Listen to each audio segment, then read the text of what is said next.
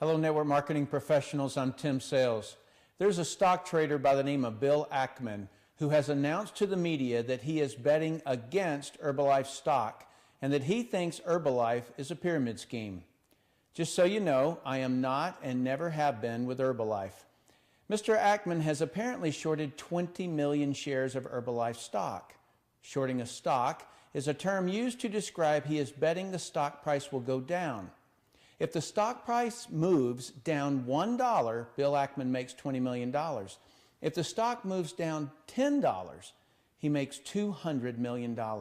That should answer the question in everyone's mind why he's going public on the media stage and is roaring to all who will listen that because Herbalife doesn't have a high enough percentage of real customers buying their products, it's an illegal pyramid scheme. And he's also claiming that Herbalife preys on the financially unsophisticated. He's saying that he is trying to save the victims in Herbalife that can't save themselves. There's 3 points that I want to make. Point 1, I'm sorry to doubt Mr.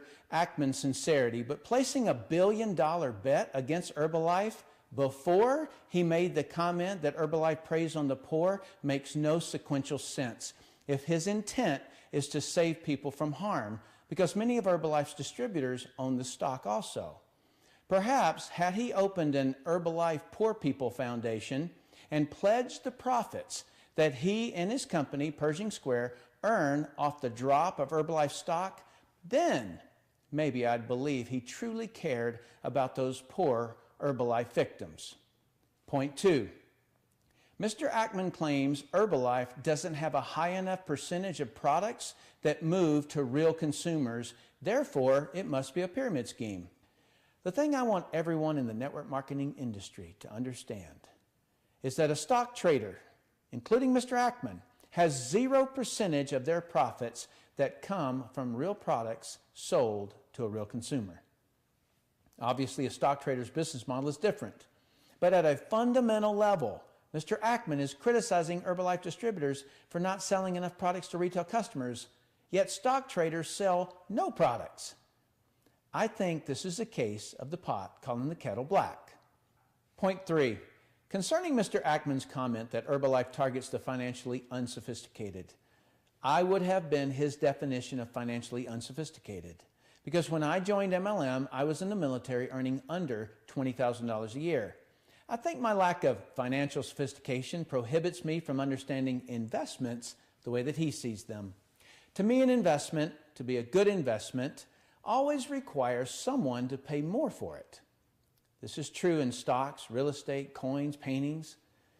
When there are no more people willing to pay a higher price, the price of the investment collapses, and everyone other than the sophisticated trader who sold out at the top loses some or all of their money. I want you to think about something. When a stock trader buys a stock and later sees it selling off and wants to lock in his profits or prevent further losses, who does he sell his shares to? The people who buy the shares near the top in the stock trading industry are known as the cattle and sheep. Without the cattle and sheep, the sophisticated trader would have no one to dump his shares on. I see it as heartless guy must find dumb guy to dump his shares on. The only exception to my views of investments is when someone holding the asset adds some kind of value to it, like buying land and building a house on it and then reselling it. But as a stock trader, there is no added value. If you buy Apple stock, you don't better Apple's products. You don't invent new products. You don't hire and train staff, nor do you help Apple write an advertisement and sell more widgets. You just buy something and look for a dumber person to buy it at a higher price, who will then try to find an even dumber person until eventually the owner of the asset can't find any dumber people to buy it.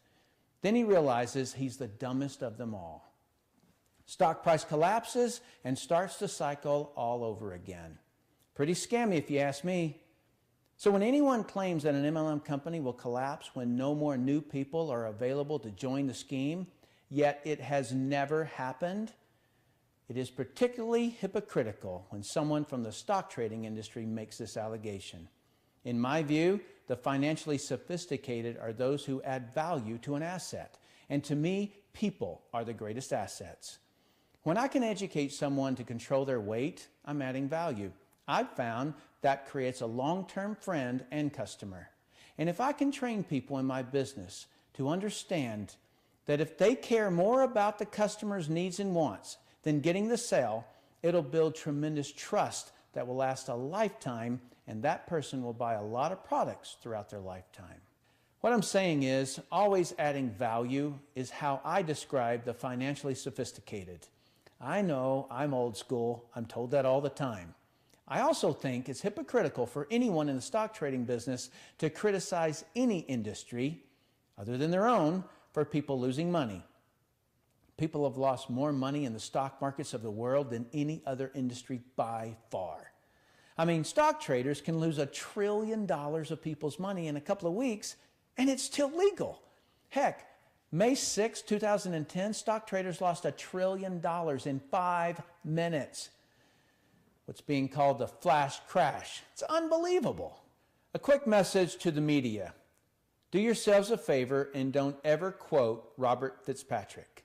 He destroys your credibility. He is not an expert on pyramids, as he claims. He is an MLM critic, which is very different than an expert. He hates and is obsessed with anyone who succeeds in MLM because he failed at it.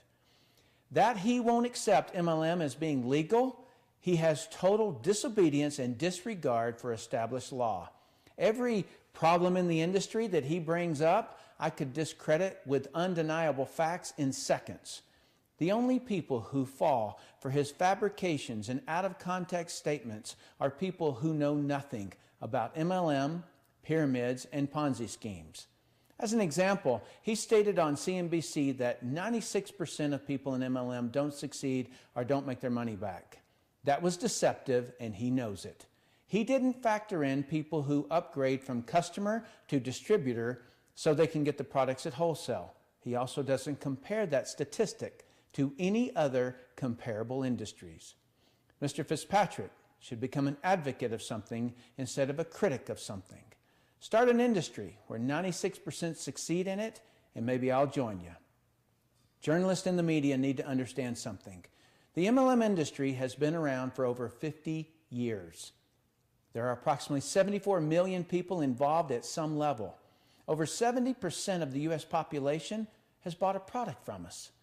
Maybe 40 years ago, you could break a news story about someone being deceived by an MLM company, but there is no breaking story here. The public already knows about MLM, and the government already regulates MLM. The media has ganged up on and attacked the multi-level marketing industry about every 3 to 5 years, but their content used in the attacks has not changed in 50 years. It's the same old stuff. What they accuse each company they attack of is what the Federal Trade Commission sued Amway for 35 years ago and lost. One of the facts that came out of that suit, which is never mentioned in the media, was that Amway proved that people lower in the ranks did in fact make more money than people higher in the ranks. When you know this fact, it's impossible to attach the word pyramid to the MLM structure. Because a pyramid scheme is each level earning less. Therefore, the people at the top are making all the money. And in MLM, I don't know a single company, and I know hundreds, where the first person in the business is making the most money. Also, if you're in the media and give a statistic of the MLM industry, please compare it to a similar industry. Otherwise, it becomes very obvious you're writing a biased story. My point is, between the media attacking and the government regulating us, if we had any skeletons in our closet, they've been sitting on the front porch for 50 years, and the government has already regulated those behaviors. So journalists, there's only one media story left to tell about the MLM industry.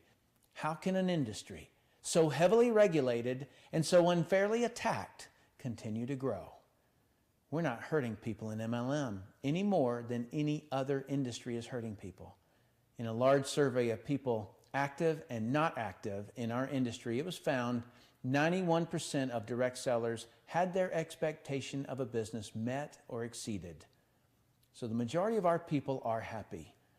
If that same person who started in MLM instead started selling real estate or insurance, or started trading stocks, started an internet business, started a diet, or started trying to quit a bad habit. Just as many people would fail. Since no one else is willing to confront the elephant in the room, I will. The overwhelming majority of everyone fails at everything. That is fact, and it sucks. The reason that I am in the multi-level marketing industry and in no other industry is because, at least in our industry, there are a minimum of 3 to 4 levels of people who have a financial interest in this person's success. And to that end, we do countless training meetings to educate them. We do social events that increase their perseverance. We even stack new people and customers under them to increase their confidence and their bonus checks. You will not find a more selfless group of leaders anywhere. I was one of those who probably would have failed had I not had that kind of support. So I am forever indebted to this industry. MLM is not a perfect industry, and I have never claimed it to be so. But when I compare each industry that someone could earn good money in, be it franchise, be it traditional business, be it stock trading, MLM always wins because of the lower startup costs and infrastructure of support and training. I want the MLM industry better than it is now. I'm working on training methods and techniques to better the statistics of us. But until someone in every industry takes responsibility for your own industry's poor statistics, don't cut MLM down, because every industry that has a high income potential has pretty much the same failure rates. Truthfully, I don't have anything against the stock trading industry or investments.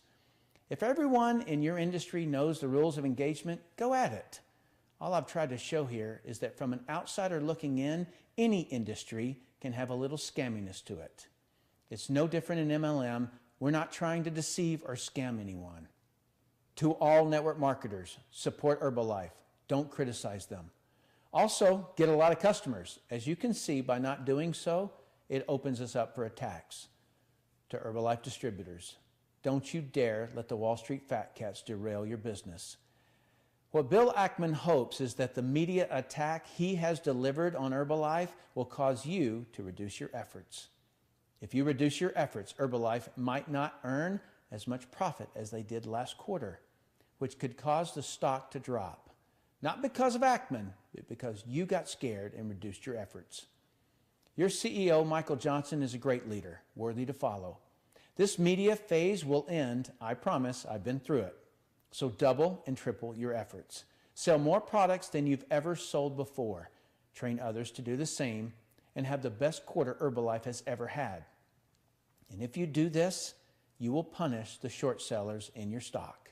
If Herbalife stock goes up $20, Mr. Ackman loses $200 million. Now, wouldn't that be fun?